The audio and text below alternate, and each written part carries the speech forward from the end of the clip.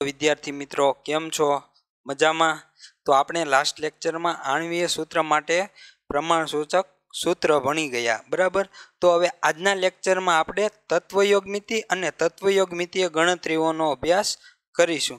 तो के तत्वयोगमिति एटले शुं? तो तत्वयोगमिति एटले के स्टोकियोमेट्री, एक ग्रीक वर्ड एटले के स्टोकियोन एटले के तत्व अने मेट्रोन एटले के मापन एटले के तत्वनुं मापन अथवा तो एमनी जे प्रक्रियको अने निपजो एमनी जे वहेंचणी करवी के आटला प्रक्रियक लो तो तमने आटली निपज मळे एटले के एमना वच्चेनो जे संबंध तारवो अथवा तो एमनी वच्चेनी वहेंचणी करवी एने आपणे तत्वयोगमिति कहेवामां आवे छे। अने ए पहेला तो आपणे ए जरूरी छे के જ્યારે આપણે તત્વયોગમિતિનો અભ્યાસ કરતા હોઈએ ત્યારે આપણે કોઈ પણ રાસાયણિક સમીકરણને આપણે સંતુલિત કરવું ફરજિયાત છે।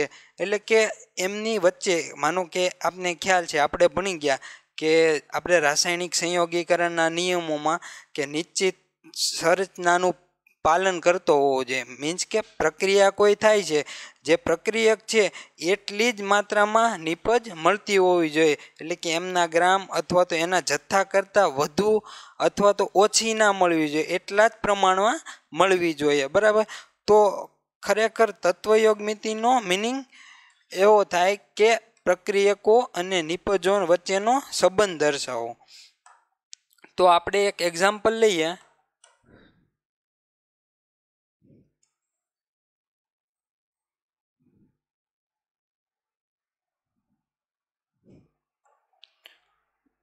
तो हूँ एक एग्जाम्पल लूँ।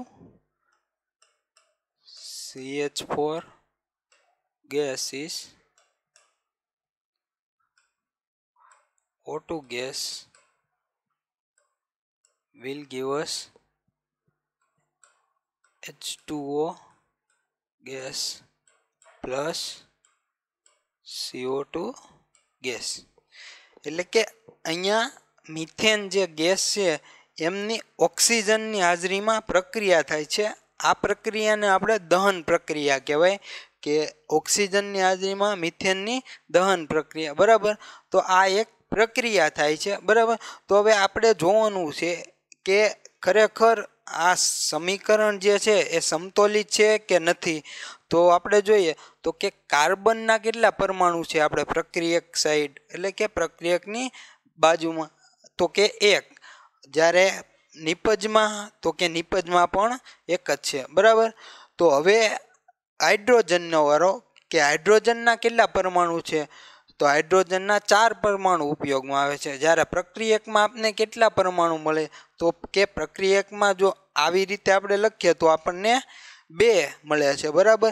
તો એ બરાબર ના થાય, તો એના માટે આપણે એમને 2 વડે ગુણવું પડશે। तो કેટલા થઈ ગયા? ટોટલ 4 પરમાણુ આપણે મળી ગયા। હવે આપણે ઓક્સિજનને બેલેન્સ કરો તો કે ઓક્સિજન પ્રક્રિયકમાં કેટલા? તો કે 2 પરમાણુ છે, જ્યારે નિપજમાં આપણને કેટલા મળે? તો કે આ 2 પ્લસ આ 2 એટલે કેટલા? ટોટલ 4 થયા। તો 4 કરવા માટે આપણે અહીંયા એમને 2 વડે ગુણવું પડે। તો જે આપણે અહીંયા આ ગુણાંક મૂક્યો બરાબર, तो आ गुणांक ने एमनो तत्वयोगमितीय गुणांक कहे छे। तो कि एने शुं कहेवाय? तो कि एने तत्वयोगमितीय गुणांक कहे छे। अहींया पण तत्वयोगमितीय गुणांक आवे पण आपणे एक छे એટલે એકને ધ્યાનમાં લેતા નથી। બાકી આનો આપને પૂછે કે મિથેનનો તત્વયોગમિતીય ગુણાંક કેટલો હશે? તો કે એમનો 1 હશે, આમનો 2, આમનો 2, આમનો 1। એટલે કે હવે આપણી પાસે આ સમતુલિત સમીકરણ મળી ગયું છે। આવી એટલે તે એટલે મીન્સ કે જ્યારે તમે કોઈ પણ પ્રક્રિયા અથવા તો સમીકરણ લખો અથવા તો એમનું જે તમારે માનો કે એમની તત્વયોગમિતીય ગણતરીઓ કરવાની તમને કે ત્યારે સૌપ્રથમ તમારે એ જોઈ લેવાનું કે ખરેખર એ સમીકરણ સમતોલિત છે કે નથી। ત્યારબાદ જ આગળ વધવાનું. જો તમે એ જ કરતા માનો કે સમતોલિત કરતા જ ભૂલી ગયા બરાબર, તો તમારે પાછળની તમે જેટલું કરો એ બધું ખોટું જ પડવાનું છે. તો ચાલો હવે આપણે એમની તત્વયોગ મિતીય ગણતરીઓ કેવી રીતે થાય તો એમના વિશેનો અભ્યાસ કરીએ. તો જોઈએ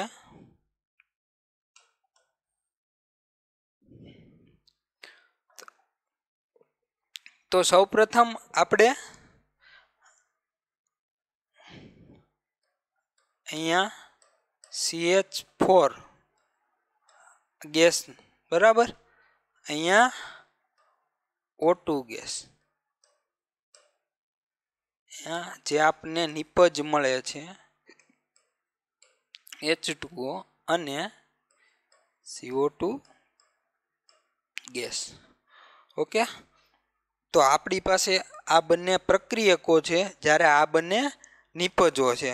તો હવે સૌપ્રથમ આપણને એક પછી એક ગણતરી કરીએ. તો સૌપ્રથમ તો અણુની ગણતરી કરીએ.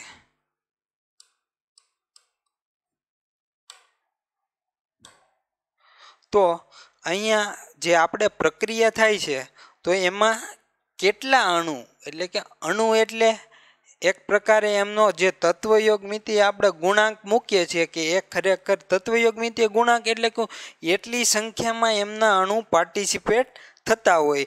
તો અહીંયા આપણો માનો કે મિથેન છે તો એમનો તત્વયોગ મિતિય ગુણાંક અથવા તો એમના કેટલા અણુ આ પ્રક્રિયામાં ભાગ લે છે તો કે એમનો એક અણુ ભાગ લે છે. તો આપણે અહીંયા એક મૂક્યા. હવે ઓક્સિજન, તો કે ઓક્સિજનના કેટલા અણુ ભાગ લે છે તો જો અહીંયા એમનો તત્વયોગ મિતિય ગુણાંક 2 છે અથવા તો એ 2 અણુ એના પાર્ટિસિપેટ થાય છે. તો અહીંયા આપણે 2 મૂકીશું. ત્યારબાદ જે આપણને નિપજ મળે છે કે પાણી અને કાર્બન ડાયોક્સાઇડ ગેસ, તો એ બંનેના મીન્સ કે એ કેટલા આપણને કેટલા અણુ એમના મળે છે તો કે વોટરના કેટલા મળે તો કે એમના પણ 2 મળે છે, જ્યારે કાર્બન ડાયોક્સાઇડના 1 મળે છે. એક વસ્તુ યાદ, આ યુનિવર્સલ છે એટલે કે એ રાસાયણિક જે આપણા નિયમો હતા કે પ્રક્રિયકોનું નિપજ એ હમણાં આપણે આગળ જોઈશું. તો આ ખરેખર પ્રક્રિયા પ્રમાણે થતું હોય. હું એમ ના કહી શકું કે એક H2O ને 2 CO2 મળે, એવું ના કહી શકીએ, કારણ કે એમનું આખું સંતુલન થતું હોય. પ્રક્રિયકોનો જેટલો દળોનો સરવાળો થતો હોય સામો એટલો જ નિપજોના દળોનો સરવાળો થતો હોય છે. તો આપણે અણુની વાત થઈ ગઈ. હવે આપણે એમના મોલની વાત કરીએ.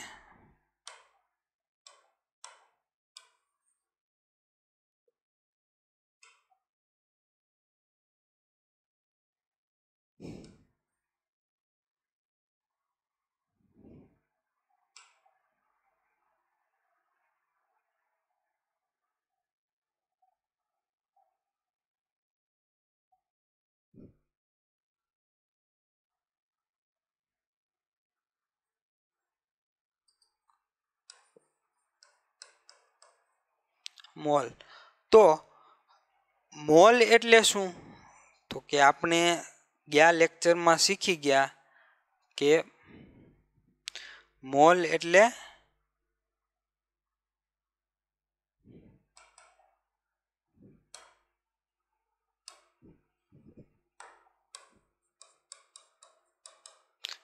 એમનું વજન છેદમાં એમનો અણુભાર. એટલે કે કોઈ પણના મોલ એટલે કે કોઈ પણ જે અણુ હોય તો અણુનું વજન છેદમાં એમનો અણુભાર, અથવા તો પરમાણુ હોય તો પરમાણુનું વજન છેદમાં એમનો અણુભાર. તો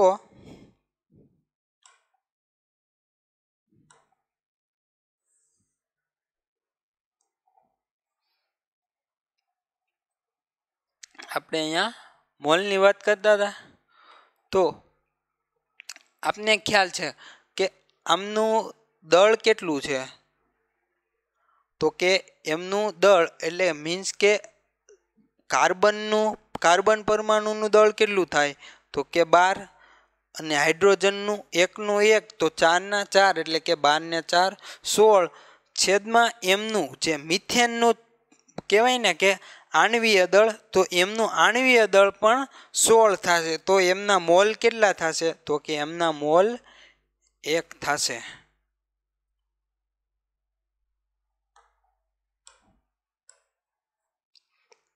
હવે આપણે ઓક્સિજનનો વારો. તો કે ઓક્સિજન જે અણુ છે, તો ઓક્સિજન અણુનું માનો કે અહીંયા આપણે કેટલું દળ આપણે યુઝ કરીએ છીએ? તો કે ઓક્સિજનના એક પરમાણુનું પરમાણુય દળ કેટલું થશે? તો કે ઓક્સિજનના એક પરમાણુનું પરમાણુય દળ 16 થાય. તો એમના એક અણુનું કેટલું થાય? એક અણુ એટલે કે 2 પરમાણુ જોડાઈને એક અણુ બનાવે, તો એક અણુનું 16 દુ 32. અને હવે એક અણુનું જો 32 થતું હોય તો અહીંયા આપણે આ પ્રક્રિયામાં કેટલા પાર્ટિસિપેટ થાય છે? તો કે પ્રક્રિયામાં એમના 2 અણુ, પરમાણુની વાત નહીં, 2 અણુ પાર્ટિસિપેટ થાય. તો કે 32 દુને 64, 32 દુ 64 એમનું દળ અહીંયા આપણે વાપરીએ છીએ. છેદમાં એમનું આણ્વીય દળ, તો કે એમનું આણ્વીય દળ કેટલું થશે? તો કે એમનું આણ્વીય દળ 32 થશે. જો ફરીથી એકવાર આપણે મોલ ગણવા છે, તો એમનું જે આપણે પ્રક્રિયકમાં માનો કે કેટલું દળ ઉપયોગી થતું હતું? તો કે પ્રક્રિયકમાં આપણે 64 ગ્રામ ઉપયોગી થતું હતું. તો હવે એમનું આણ્વીય દળ એટલે કે O2 છે, આ O2 આ છે એ 2O2 કે જે આપણે ઉપયોગી થાય છે, અને આ O2 કે જે એમનું આણ્વીય દળ લેવાનું છે. ઓક્સિજનનું ઓક્સિજન અણુનું આણ્વીય દળ, તો એમનું આણ્વીય દળ કેટલું થશે? તો કે 32 એટલે કે 32 થશે. તો અહીંયા આપણે એમના મોલ કેટલા મળશે? તો કે એમના મોલ 2 મળશે.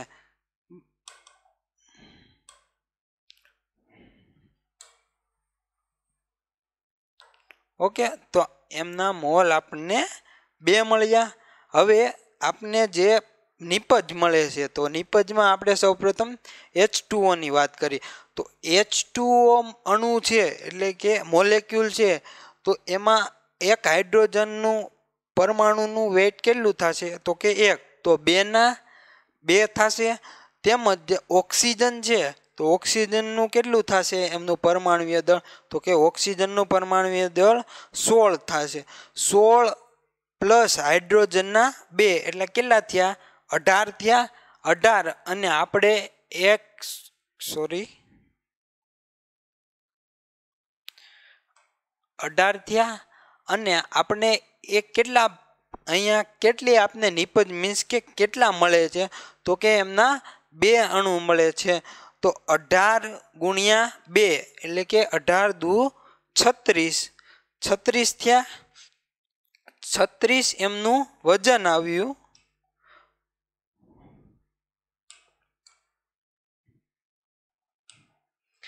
તો એમનું આપને જે નિપજ મળે છે એમનું વજન 36 છે. છેદમાં આપણે એનું આણ્વીય દળ, તો કે એમનું આણ્વીય દળ શું થશે? તો કે એમનો જે મોલેક્યુલ હોય એમનું જે ગ્રામ પર મોલ દળ હોય એટલે કે 18 થશે. તો આપણે અહીંયા 18, તો એમના પણ કેટલા મોલ થશે? તો કે એમના પણ 2 મોલ થશે. ત્યારબાદ હવે CO2 ગેસનો વારો. તો કે કાર્બન ડાયોક્સાઇડ છે, તો કાર્બન ડાયોક્સાઇડના એક અણુનું આણ્વીય દળ કેટલું થશે? તો કે કાર્બનનું કેટલું થાય? તો કે કાર્બનનું 12 થશે પરમાણુય દળ. ઓક્સિજનનો એક પરમાણુનું દળ કેટલું થશે? તો કે એમનું 16 થશે. તો 16 અને ઓક્સિજન કેટલા છે? તો કે ઓક્સિજન 2 છે. તો 16 ગુણ્યા 2 એટલે કે 16 દુ 32 પ્લસ આ 12 એટલે કે ટોટલ કેટલું થાય? તો કે 44 થયું. હવે 44 થયું. છેદમાં એમને એમના આણ્વીય દળ, જો અહીંયા આપણે 2 મોલેક્યુલ હોત તો આ એમનું વેટ ડબલ કરવું પડત. તો કે આ વેટ ડબલ કરવું પડત. જો એમના 2 અણુ મળતા હોત તો આપને એક જ અણુ મળે તો એમનું કેટલું થાય? તો કે 44. છેદમાં આપણે એમનું આણવીય દળ એના બરાબર જ થયું, તો 44/44 એટલે કે આપણો આન્સર 1, એટલે કે એમનો પણ 1 મોલ મળે. તો આ ઉપરથી ખ્યાલ આવે કે 1 મોલ મિથેનની 2 મોલ ઓક્સિજન સાથે પ્રક્રિયા કરતા 2 મોલ વોટર એટલે કે પાણી તેમજ 1 મોલ કાર્બન ડાયોક્સાઇડ વાયુ મળે છે. તો આ થઈ એમની તત્વયોગમિતીય ગણતરી. એટલે કે તમને કોઈક એમ પૂછે કે 2 મોલ ઓક્સિજનની 1 મોલ મિથેન સાથે પ્રક્રિયા કરતા તમને કેટલા મોલ કાર્બન ડાયોક્સાઇડ મળે, તો કે કાર્બન ડાયોક્સાઇડ આપને 1 મોલ મળે. જો પાણી કીધું હોત તો કે પાણીના 2 મોલ મળે. તો આ થઈ આપણા મોલની વાત. ઓકે, હવે આપણે કદની વાત કરીએ.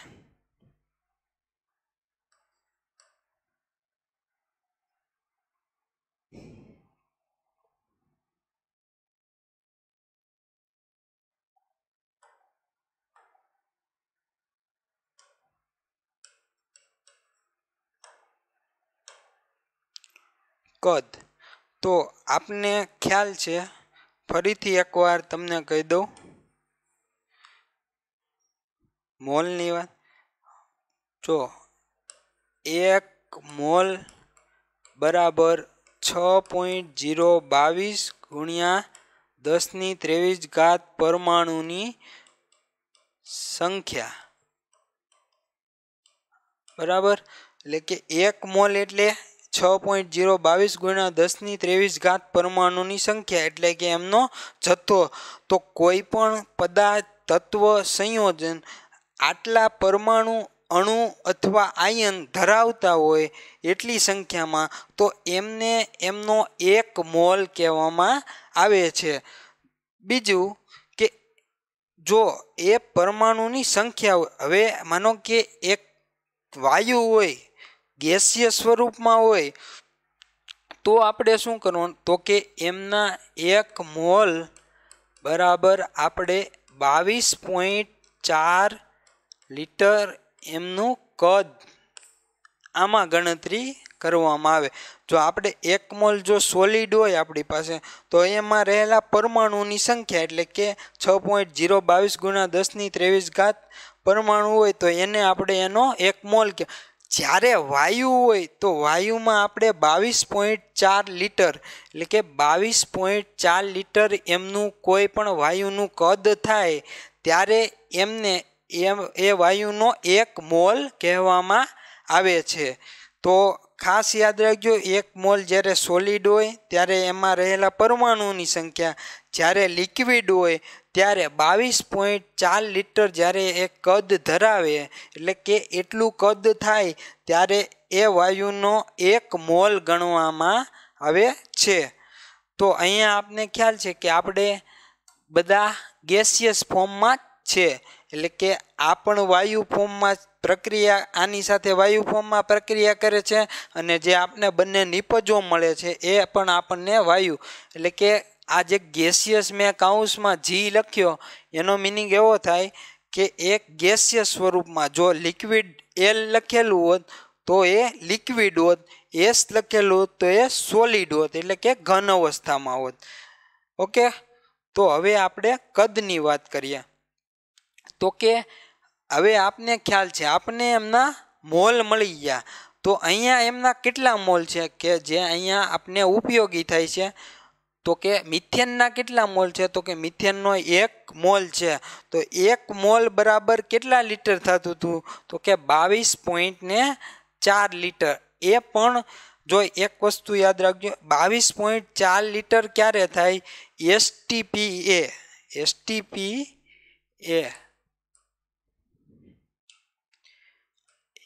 એસટીપી એટલે કે સ્ટાન્ડર્ડ ટેમ્પરેચર એન્ડ પ્રેશર. એટલે એનો મિનિંગ એવો થાય કોઈ ચોક્કસ તાપમાને અને દબાણે. તો એ તાપમાન અને દબાણનું મૂલ્ય હું તમને કહું તો કે 273 કેલ્વિન તાપમાન અને 1 બાર દબાણે, એટલે કે જ્યારે આટલું તાપમાન હોય અને આટલું દબાણ હોય ત્યારે કોઈ પણ વાયુના 22.4 લિટર કદને એ વાયુનો 1 મોલ કહેવામાં આવે છે. તો સમજાઈ ગયું. એસટીપી એટલે કે સ્ટાન્ડર્ડ ટેમ્પરેચર એન્ડ પ્રેશર, એટલે કે ટેમ્પરેચર આ અને પ્રેશર એટલે કે દબાણ. એ 1 બાર દબાણે આટલા, એટલે કે આટલા દબાણે અને આટલા તાપમાને કોઈ પણ વાયુનું 22.4 લિટર કદ એ એમનો 1 મોલ દર્શાવે છે.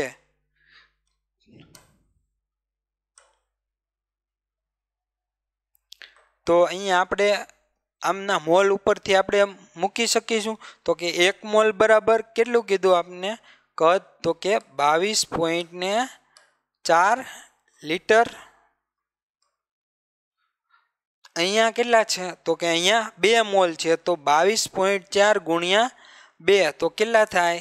તો કે 44.8 લિટર થયું. અહીંયા પણ કેટલું થશે? તો કે અહીંયા પણ 44.8 લિટર. અહીંયા કેટલા છે? 1 મોલ. તો કે 22.4 લિટર થયું. તો આ થઈ એમના કદની વાત, કે આટલું કદ, આટલા કદ સાથે પ્રક્રિયા કરી આટલા કદ તેમજ આટલા કદ કાર્બન ડાયોક્સાઇડ અને પાણી આપે છે. એ આપણે કોના નિયમમાં ભણી ગયા હતા?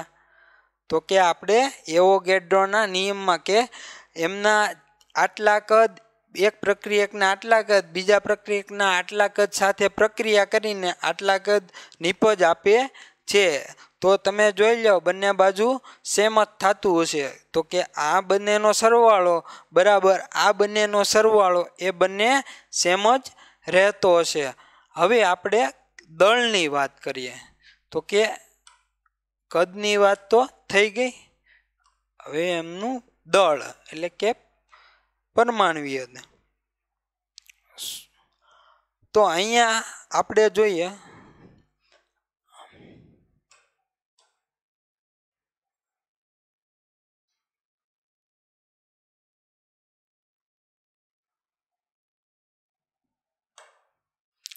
દળ. તો હવે જો કે અહીંયા આપણે જે પ્રક્રિયા થાય છે એ પ્રક્રિયામાં મિથેનનું દળ કેટલું છે આપણે એકવાર તો ગણી લીધું, તોય ફરીથી કે એમનું દળ કેટલું અહીંયા ઉપયોગમાં લેવામાં આવે છે. તો કે કાર્બનના 1 પરમાણુનું દળ કેટલું થશે? તો કે 12 પ્લસ હાઇડ્રોજનનું 1નું 1 થાય તો 4ના 4 થાય. તો 12 ને 4 16. તો અહીંયા આપણે કેટલું ઉપયોગમાં આવે છે? તો કે 16 ગ્રામ આવે છે. હવે ઓક્સિજનનો વારો, એટલે કે ઓક્સિજન કેટલો ઉપયોગી? તો ઓક્સિજનના અહીંયા કેટલા આપણે ટોટલ 2 અણુ ઉપયોગી થાય છે. તો 2 અણુમાં રહેલા પરમાણુની સંખ્યા ટોટલ કેટલી થાય? 2 અણુમાં પરમાણુની સંખ્યા કેટલી થાય? તો કે 4 થાય. તો એકમાં જો 1 અણુમાં 2 પરમાણુ હોય તો 2 અણુમાં કેટલા હોય? 4. તો 4. 1નું વજન કેટલું થશે? તો કે 1નું વજન આપણે 16 થાય. તો 4નું વજન 16 ચોકું 64. ડન. અથવા તો 16 16 દુ 32 32 દુ 64 થયું. હવે આપણે જે નિપજ મળે છે એટલે કે વોટર, તો વોટરના કેટલા અહીંયા પાણીના કેટલા અણુ? તો કે પાણીના આપને 2 અણુ મળે છે. તો પાણીના 2 અણુનું પાણીના 1 અણુનું વજન કેટલું થશે?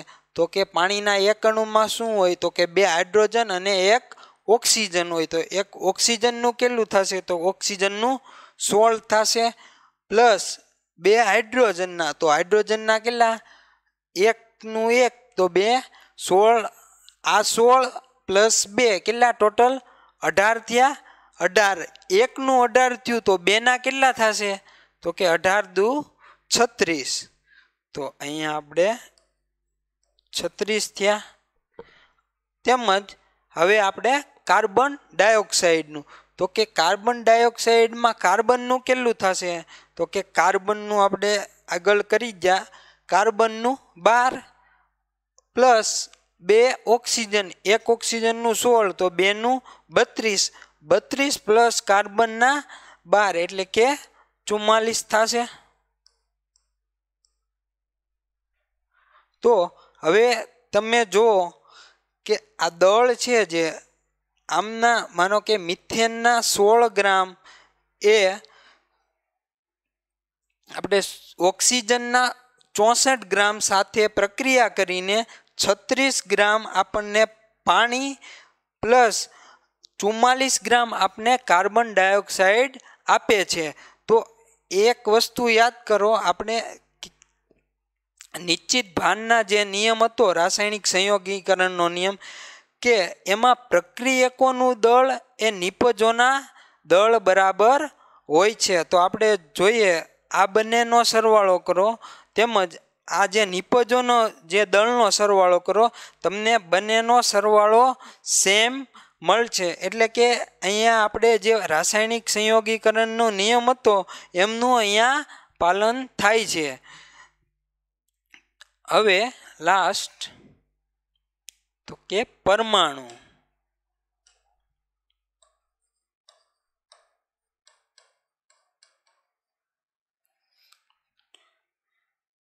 હવે આપણે પરમાણુની સંખ્યા એટલે કે મિથેન જે અણુ છે તો એમના કેટલા પરમાણુ એમાં રહેલા એમની અંદર કેટલા પરમાણુઓ અહીંયા ઉપયોગી થાય છે।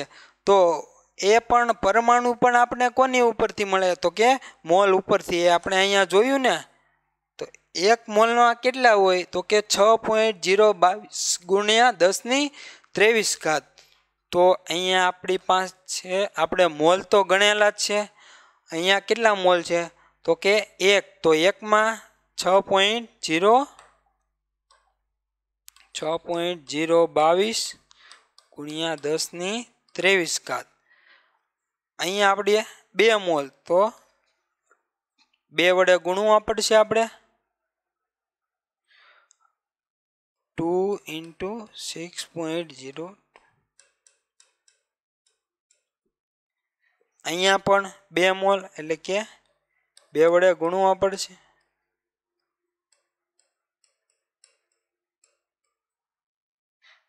અને અહીંયા પણ 1 મોલ છે તો અહીંયા આપણે ખાલી 6.022 10⁻23 ઘાત। તો આ થઈ આપણી તત્વયોગમિતીય ગણતરી। એટલે કે તમને કોઈ એમ પૂછે કે મિથેન છે મિથેનના અણુના 6.022 ગુણ્યા 10⁻23 ઘાત પરમાણુઓ કેટલા એટલે કે કયા અણુના માનો કે કાર્બન ડાયોક્સાઇડ અણુ છે તો એમના કેટલા પરમાણુ આપે તો કે એમના પરમાણુ આટલા આપે। જો પાણીના પૂછ્યા હોત તો એમને ગુણ્યા 2 કરવા પડત। જો એમ કીધું હોત તો કે આ બંનેના આટલા આપે છે તો એમાં ઓક્સિજનના કેટલા ઉપયોગી થાત તો કે ઓક્સિજનના આપણને આટલા ઉપયોગી થાત। બીજું એક કે એમનો 1 મોલ છે ધારો કે તત્વ મિથેનનો 1 મોલ છે એ કેટલા લીટર તમને CO2 આપે તો આપણે અહીંયા કદની લાઈનમાં જોવાનું એમાં પણ CO2 તો કે એમનો 1 મોલ ઉપયોગી થઈને 22.4 લીટર CO2 આપે। અથવા તો એમ પણ પૂછી શકે કે આ બંને 22.4 લીટર મિથેન એ 44.8 લીટર ઓક્સિજન સાથે પ્રક્રિયા કરીને કેટલા અણુ કાર્બન ડાયોક્સાઇડના આપે તો કે આ બંને થઈને કાર્બન ડાયોક્સાઇડના કેટલા અણુ આપે તો કે એમના 1 અણુ આપે। બીજું તો કે એમનું દળ કેટલું હોય તો કે આટલું હોય। જો એમ પૂછે કે તો પાણી કેટલા ગ્રામ આપે આ બંને ભેગા થઈને તો કે પાણી અહીંયા આપને એટલે કે તમે આ કોષ્ટક પરથી કોઈ પણ રીતે તમારે ગમે તે માનો કે શોધવું હોય અથવા તમને હું હમણાં એક્ઝામ્પલ કરાવું બરાબર, તો એના ઉપરથી તમને ખ્યાલ આવી જાય કે આની ઉપરથી આપણે કોઈ પણ ગણતરી કરી શકીએ. એટલે કે મેં માનો કે આપને કોઈ એક વસ્તુ આપેલી હોય, આપને એક વસ્તુનો ખ્યાલ હોવો જોઈએ, એ છે આપણું આ સમીકરણ. આ વસ્તુ જો આપને આવડતી હોય, બેલેન્સ થઈ ગયેલી આપણી પાસે હોય, તો આપને કોઈ પણ આમાંથી એમ પૂછી શકે કે 44 દળ હોય, એટલે કે માનો કે કોઈ એક પ્રક્રિયાથી આપણને માનો કે મિથેનની ઓક્સિજન સાથેની દહન પ્રક્રિયાથી 44 ગ્રામ કાર્બન ડાયોક્સાઇડ મળે છે, તો એમાં મિથેનના મોલ કેટલા હોય? તો કે મિથેનના મોલ એક જ હોય. એમના કરતાં ઓછો પણ ના હોય ને એમના કરતાં વધારે પણ ના હોય. એમનું કદ પૂછે તો એ 22.4 લીટર જ હોય. એટલે કે મતલબમાં આ આપને મીન્સ કે જે આ આપણું સમીકરણ છે એ આપણું સમતોલિત કરેલું હોવું જોઈએ, એટલે કે તત્વયોગમિતીય હોવું જોઈએ. એટલે કે પ્રક્રિયકો અને નિપજોની વહેંચણી બંને બાજુ સરખી હોવી જોઈએ. તો હવે આપણે એક્ઝામ્પલ સોલ્વ કરીએ. તો અહીંયા કોઈને ક્યાંય ખ્યાલ ન આવે એવું કરવું, બરાબર વિચારજો. એક વસ્તુ આ તમને આવડી જશે એટલે તમે કોઈ પણ એક્ઝામ્પલ તમને સોલ્વ કરવું અઘરું નહીં લાગે. હવે આપણે એક્ઝામ્પલ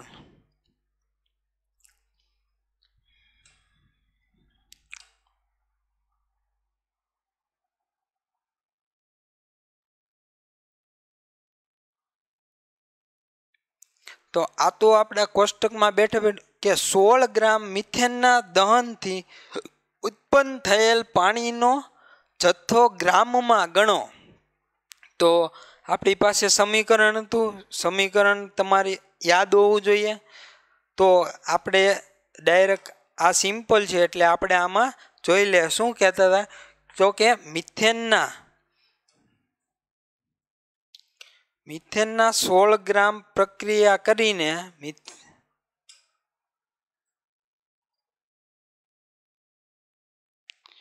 16 ગ્રામ મિથેનની દહન પ્રક્રિયા કરતા કેટલા ગ્રામ CO2 મળે? અથવા તો શું કીધું? પાણી કીધું. હા, પાણીનો જથ્થો કેટલો મળે? તો કે પાણીનો જથ્થો આપણને કેટલો મળે છે? તો કે 36 ગ્રામ મળે છે. હવે એ શા માટે આપણે ડાયરેક્ટ જવાબ આવી ગયો? કારણ કે અહીંયા આપણે એટલો જ ઉપયોગમાં લીધેલો છે. હવે તમને એમ કીધું હોત કે ભાઈ માનો કે 12 ગ્રામ મિથેનના દહનથી, એમ કીધું હોત 12 ગ્રામ મિથેનના દહનથી, તો આમાં તો 12 ગ્રામ તો ક્યાંય આપેલું નથી, તો એ કેવી રીતે કરત? તો આપને યાદ હોવું જોઈએ કે 16 ગ્રામે આપને તરત ત્રિરાશિ માંડવાની કે 16 ગ્રામે જો કેટલું 36 ગ્રામ મળતું હોય તો 12 ગ્રામે આપણને કેટલું મળે? આ વસ્તુ આપણને મગજમાં ફિટ થઈ ગયેલી હોવી જોઈએ કે ભાઈ 16 ગ્રામે જો આ મળે, કેમ કે આ યુનિવર્સલ છે, આમ જ થશે. તમે ગમે એ માનો કે 50 ગ્રામ લઈ લો કે 100 ગ્રામ લઈ લો, ગમે એ લઈ, આ વસ્તુ ફિક્સ રહેવાની છે. 16 આટલું જ મળે છે, તો અહીંયા તમે ગમે એ મૂલ્ય લઈ લો, એમની ત્રિરાશિ મૂકો એટલે એટલા ગ્રામ જ તમને મળે. તો અહીંયા આપણો એક આન્સર આવી ગયો પેલા જે એક્ઝામ્પલનો.